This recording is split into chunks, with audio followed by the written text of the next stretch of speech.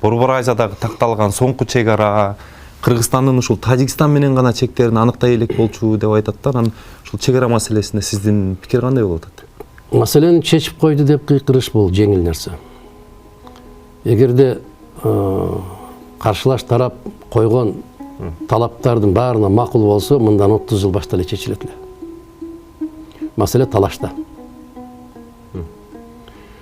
Мен мындай сөз айтайын. Бүгүн ак деген кишини сабалап жатып калган эл, мамлекет, бийлик жөн коюп коюш керек болуп калды. Акырына чейин барсынчы. Мисалы жаш баланы кой ага тийбе, ал чайнек ысык, күйүп каласың десең өчөшкөндөй болуп бара берет. Жөн коюш керек. Барсын, кармасын, төксүн, күйсүн. Ошол ысык экенин билсин. Эгер айткан сөзгө көнбөсө, ошо колу күйүп, буту күйүп, ошондон кийин ынансын.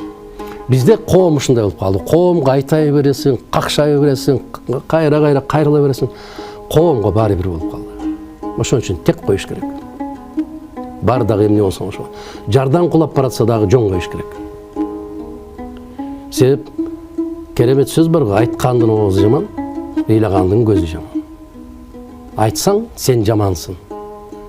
Коомго эчен какшап айтып келген азаматтардын бүтүндөй баарын жутуп эле келатабыз, эч бир мындай бир силкинип ойгонбой койдук го. Эл чындыкты билүү керек деп какшап жүрүп, Абсамат Масалиев китеп жазып жүрүп кетти. Суу алтындан да кымбат деп какшап жүрүп, Усубалиев да кетти. Жыйынтык чыктыбы? Коом жыйынтык чыгардыбы? Жок. Элим деп кан жүткүргөн балдарыңа кашайгыр качан арка бел болосун.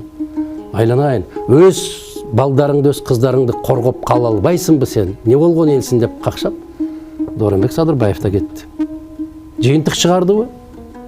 Жок. Чек ара бир 15 кишинин кызыкчылыгы үчүн эмес да. Бул улуттун маселеси да, мамлекеттин маселеси да.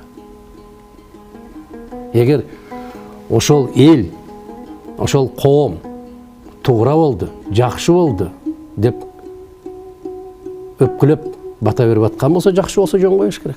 Макул, жакшы болуптур, керемет болуптур, макул деп коюш керек.